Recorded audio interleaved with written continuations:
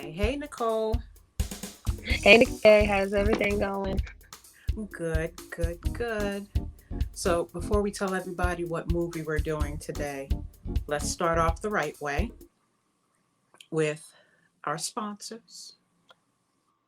Yes, we have sponsors. We have Irby Entertainment, and Irby Entertainment is an international DJ firm, and we have DJs now in some really, really interesting and unique places all over the globe. So, if you're interested in being booked by our booking company, please let us know.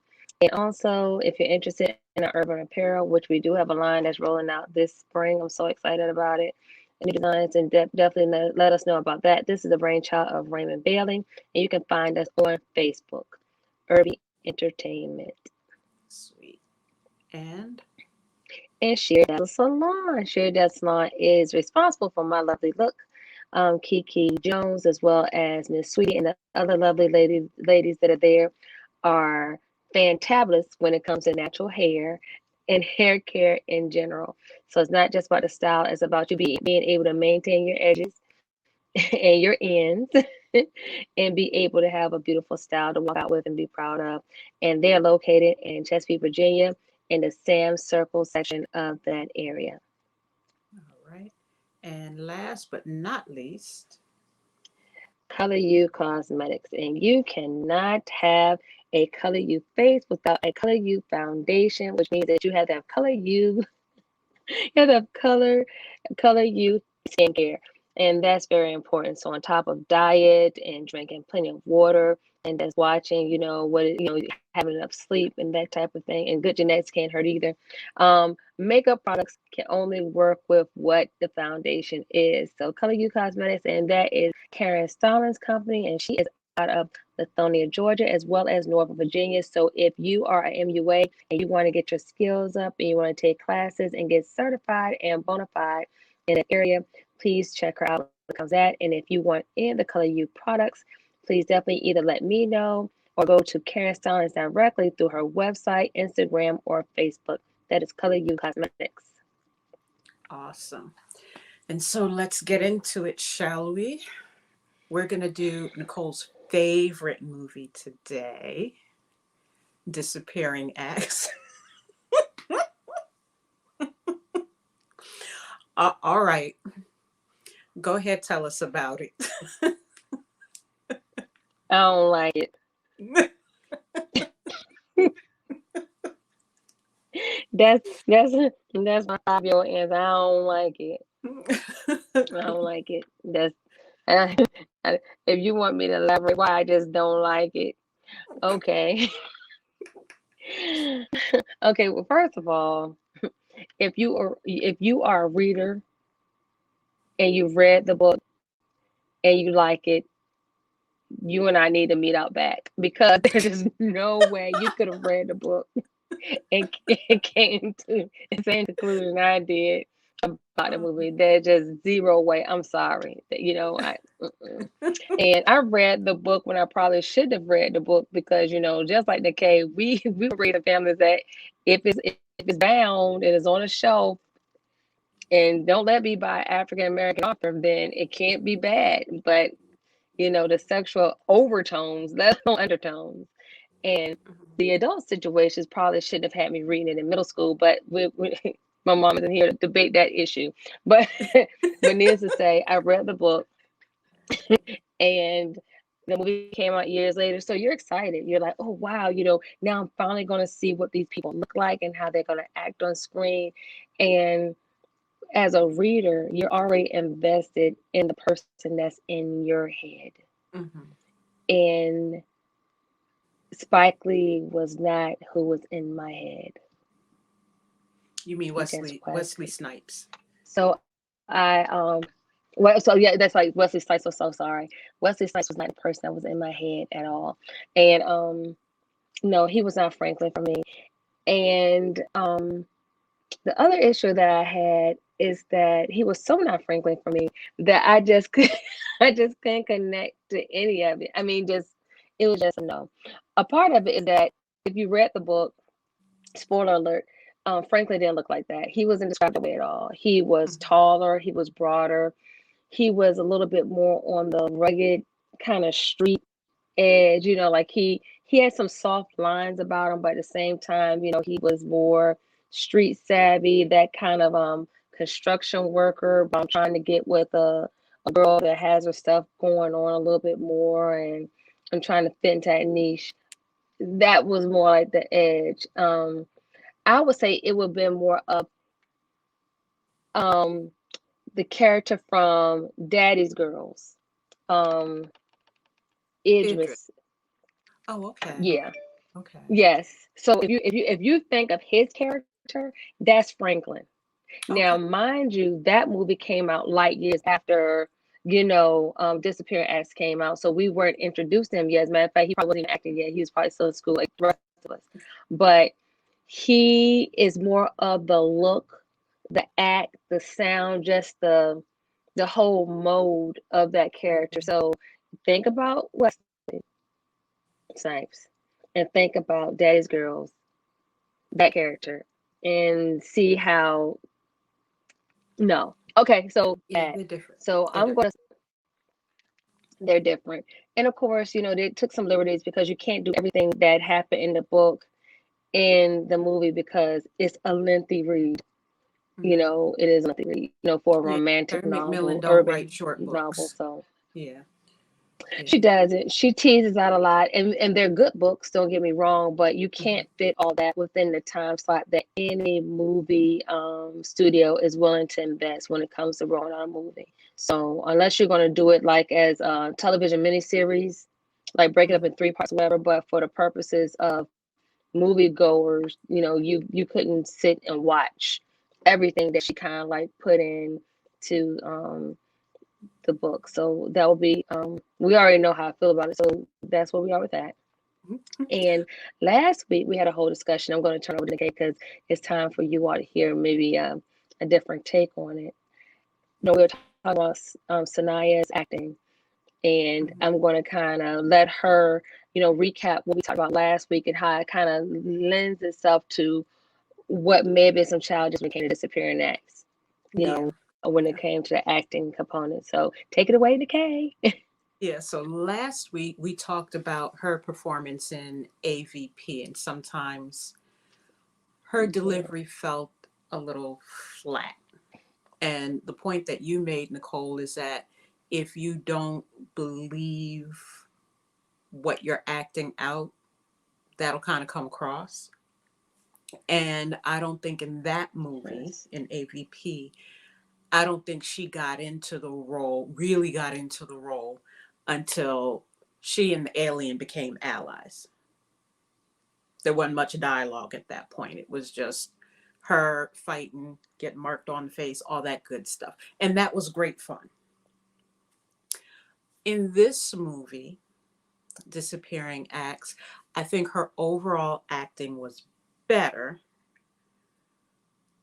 The part where I cringed, and it was the first time I saw the movie, and then watching it for a second time to refresh myself on the content, the singing. And yes, we know that wasn't her singing, that was her lip syncing, but I mean, you don't always expect lip syncing to be perfect anyway. But it was the overacting while she was singing. I was like, it doesn't take all. No, don't do that. Don't do that. And yeah, that was the point. As far as her and Wesley Snipes interacting,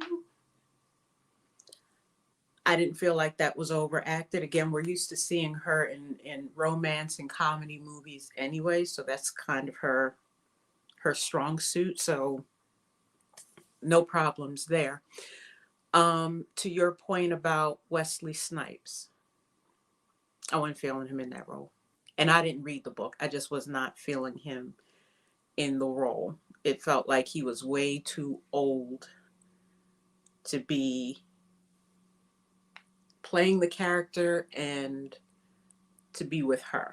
And I'm thinking more of the mentality of the character. It's like, Wesley, you 40 years old in this role. in 2000. um, no, we need someone who's about 10 to 15 years younger to make this feel more like there's a connection. Well, if I remember the book correctly, and it's been a while since I've read the book, Franklin was older.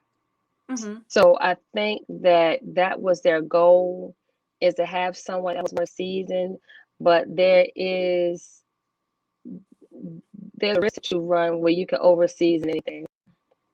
So he may have overplayed, his level of maturity and things of that nature and refinement, and how he kind of may have had more life experience than she did, and she came Mm-hmm. off a little young and immature, which is kind of interesting because in the book she came off a little bit more together.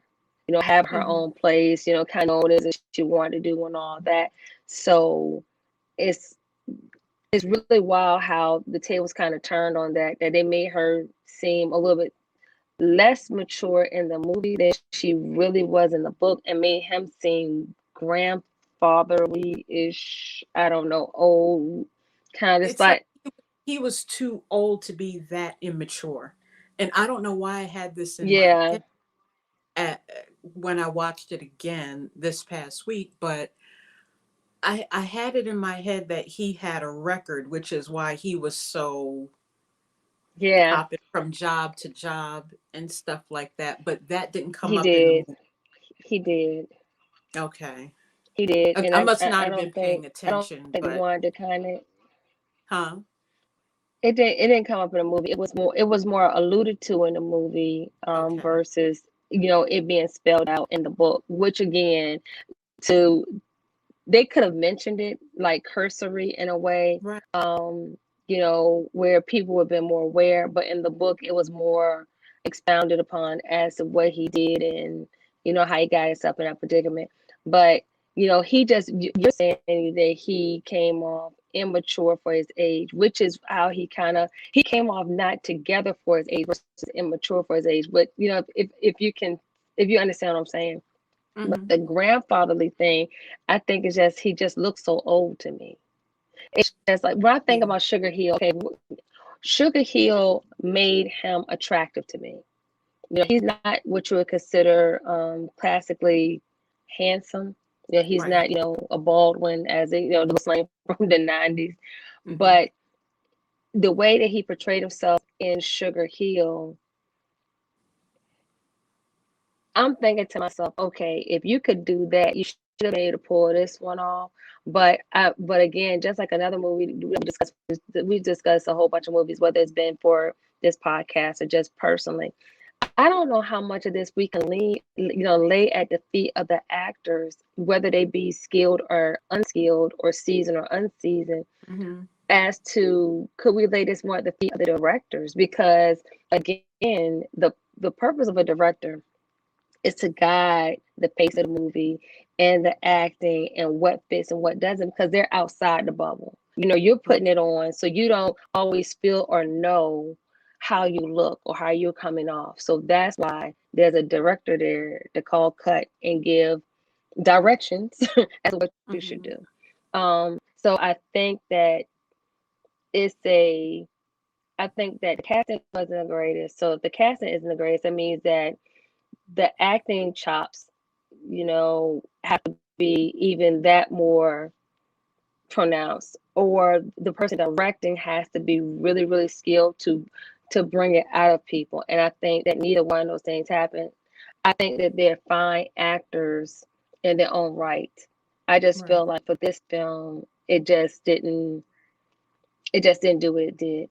So overall, do you think that it was, we can't say it was a plot because the book was so well written, but screenplays, what the book was trying to do and what a screenplay does sometimes differs. Like I think about The Color Purple, and how the play versus the movie and the book, Mm-hmm. how they all kind of focus on something different. So the plot is overall the same, but the focus is different, if you get what Yeah. I mean. So do you think that it was Where you think went wrong? Like if you could put it in a nutshell, where you think went wrong and where you think went right. Okay, so I think some of it, because I'm just looking this up. Um, Gina, I always get her name backwards. Gina Prince, yeah, Gina Prince Blythewood was the director. I think this may have Mm, been her first film, the first film she directed. That's one. okay. Two, the person who wrote the screenplay is Lisa Jones. I don't know much about her background. And Terry McMillan, I don't know how much Terry McMillan worked with her to decide what stays in, what wasn't important. But Terry McMillan was one of the producers, as well as Wesley Snipes. So, Nikkei, why'd you say all that? I think experience was the issue for the director, and that's not saying it's your fault. This is horrible. If you're new to something, you may not know exactly what to do to get the best out of whatever type of actor. And by that time, both Wesley Snipes and Sanaa Lathan had had a number of films under their belt. So I don't know if that may have been some of it or not. I don't know. Definitely the Because writing because wasn't shallow. sometimes Go ahead. Go ahead.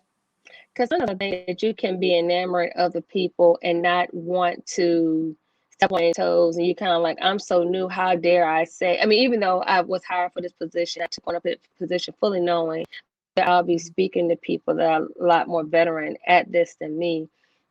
I wonder how much of it was I want to say something, but really can't I say something when they have been doing it so much longer and maybe they know more than I do. So do I just let it kind of flow and let it take shape and form? And I'm just here as a guide and not be as hands on. I don't know what the Right. I would love to talk to her to know, but I think what deaded it for me is that I read the book. And I Yeah. really would like to know the opinion of someone that watched it having never read the book, because I think that gives a different, you have to come at it looking at it with different eyes. And I would love to see Mhm. what it is they have to say, in comparison to Never read someone the who read book. the book. Oh, so you Never read. Well, this is what I wow, was going to say this is disappointing. next. Okay, This, this is what I this was going to say it's like next. Is she disappoints me every week with something, every single week that the Lord sends. She disappoints me. Really, you didn't read the book. look, Okay. listen, my life was made way more regulated, okay? If the book wasn't meant for me to be read, it wasn't nowhere in the house. So, but to your point, having not read the book and watching it, I found myself asking questions like, okay, how far between this event and the last thing that just happened? Because it seems like there's several conversations that I'm missing, so it felt disjointed in certain places. And by the time I got around to asking the question, sorry, cat, by the time I got around to asking the question and going, why? What? But wait a minute, didn't he say? And didn't she say? It's like they had moved on to a whole different scene. So it's like it was just enough story for you to get the gist that, okay, they're in relationship. She's naive. He's immature. And yeah, they're going to be on this roller coaster for a minute until she decides I've really had enough, or until he grows the flip up. That's kind of where I was And left with the whole thing. and I was disappointed that baby kind of came out of all of this, but that's another story. But I was like, we didn't. Mm, yeah, for both of them. I mean, him because he already had, and then her because look who you that part. So yeah, it was the whole thing. It was real. One thing I Mhm. say about it is it was real. It was relatable. We Mhm. all either know someone that's like that, or there's some women that lived that life, so they kind of know. Mhm. Um, so you can look at it and say, yeah, I was that stupid, or I remember feeling that way. I remember my girlfriend saying that to me, and I was like, girl, why'd you go in that direction? But I just think that somehow the transition from book to movie, the the cast makeup, and the direction that the movie didn't have when it came to how to bring the very best out of the situation just didn't quite happen. So I think it was a few things that made it not what it needed to be. As a Right. matter of fact, I don't think it's necessarily a memorable movie, which is sad because if you were to ask people if they've ever seen it, a lot of people just have not, and it's not even on the radar of oh, I would like to see that. Oh, I've been meaning to get to it. No one even kind of like that's not on their things to watch or to do list. For those So who yeah. love the movie, the thing that they remember, and I'm gonna tell you this right now, it irritated me back then. It irritates me now. The refrigerator scene.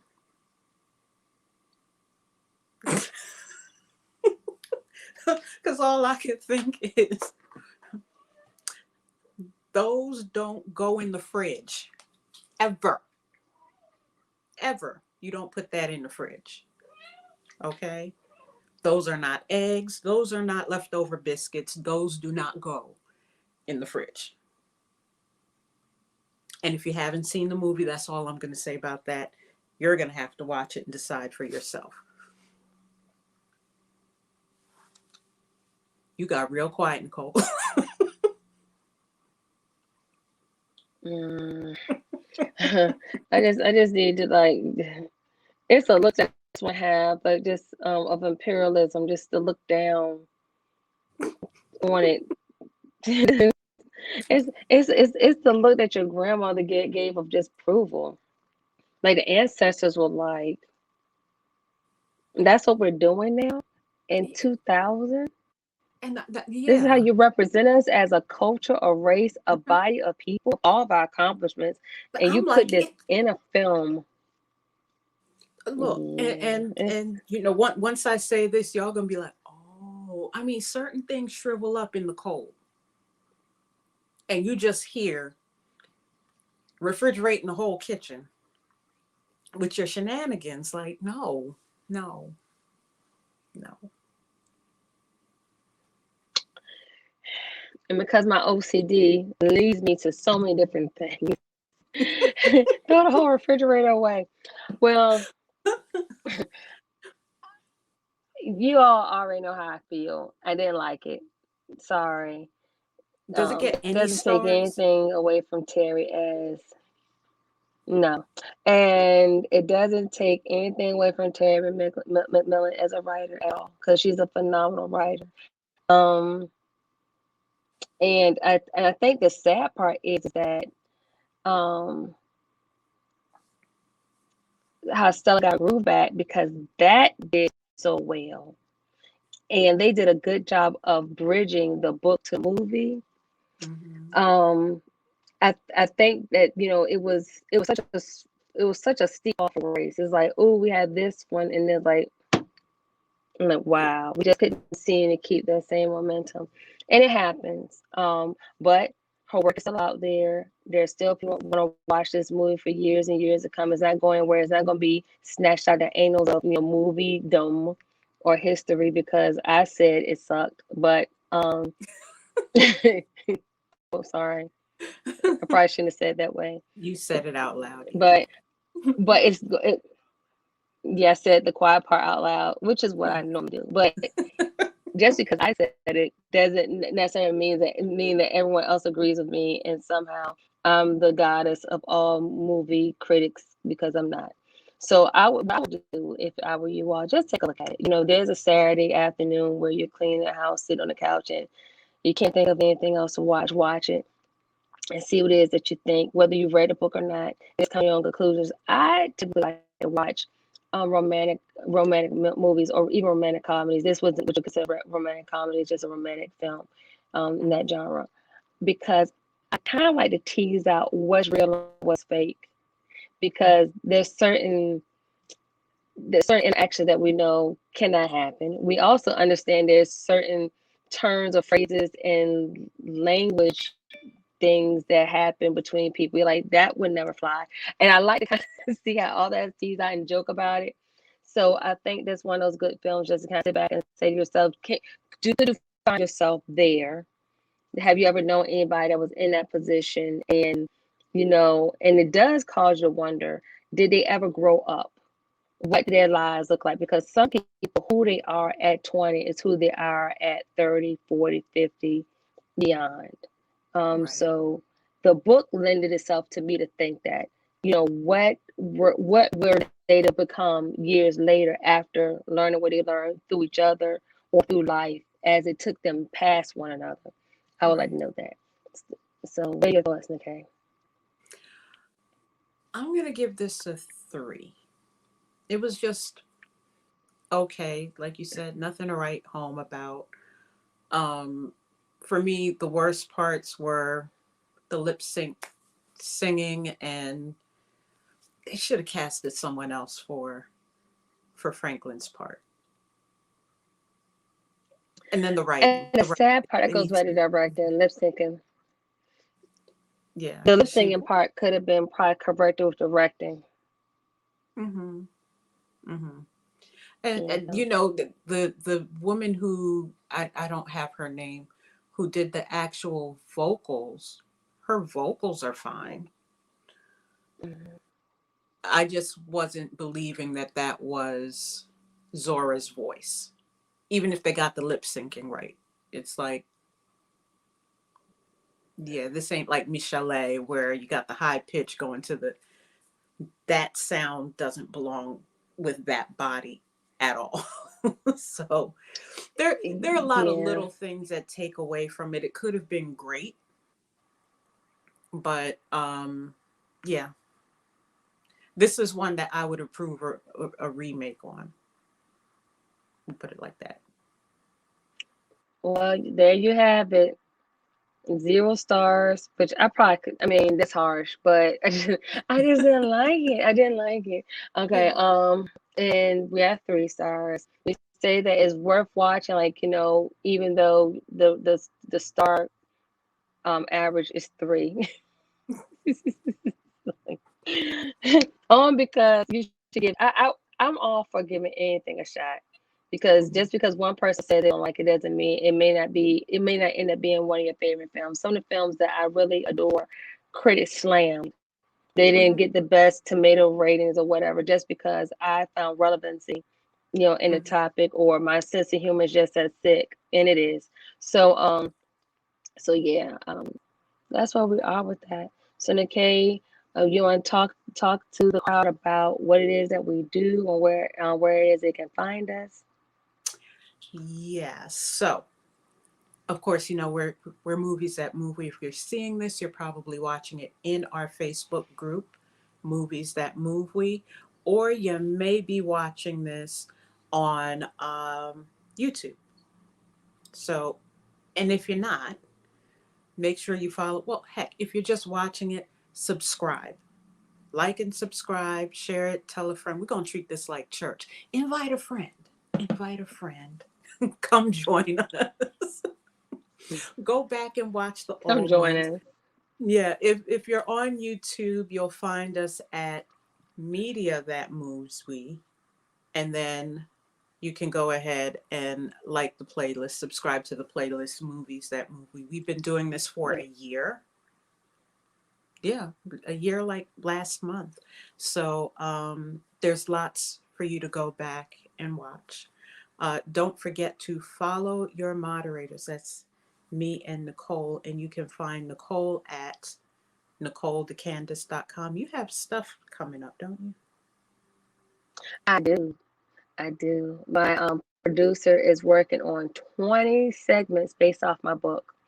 So they're all filmed. It's all Okay. about putting the final touches on it so it can look professional. So look forward to that. They will run Monday through Thursday, and I will be, dropping some information, off as to when that's going to take place. And then I'll be rolling out other content that will be happening once a week because that's a brutal schedule to knock out 20 segments of anything and have it ready for production. So I'm excited about it to kind of reintroduce my book, what Hmm. it is that I do when it comes to being a life coach. So I'm excited about it. So I'm not always about movies and media and music. I can be serious and help guide your life. Trust me. Oh, all right. That's good stuff. And so, me, you can find me there. And you'll be pleased to know, Nicole, I wrote a thing.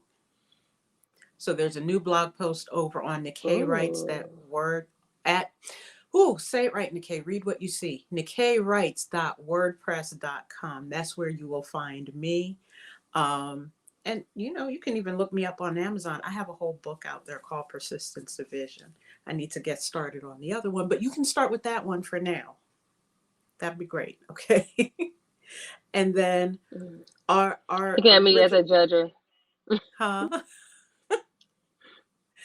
Our original founder, Don Miskel. Make sure you check him out. He has several books. He was mad with the pen. Every 5 minutes he had a new story, and you can find some of his work also on Amazon.com, and go check out Yeah. his webpage and some of his blog posts there as well.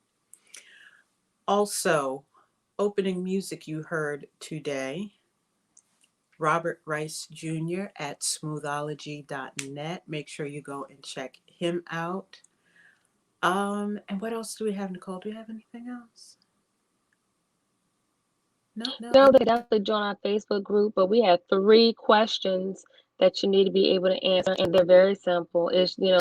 Are you gonna run amok in the group? Are you going are you gonna spam the group? Or are you going to solicit a group? That type of thing. And that's something that we don't want to have. We want people to come in and be strictly about movies that move we, media that moves we, music moves we, that's connected to this great body of film that spans the African diaspora.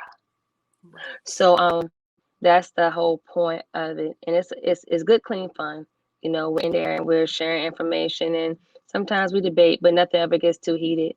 It's all about, being in a community of people that have like interests. So answer the 3 questions. We'll let you in gladly, welcome you with open arms, and participate in that. And just like the case stated, we are on YouTube. So be sure to like, share, and follow when it comes to YouTube.